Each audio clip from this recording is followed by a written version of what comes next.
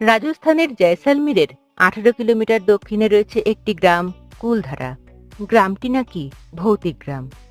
1825 সালে একটি বিশেষ কারণে এক পূর্ণিমার জ্যোৎস্নাস্নাত রাতে কুলধারার 84টি গ্রামের 600টি পরিবারের লোকজন গ্রামটি ছেড়ে কোথায় উধাও হয়ে যান।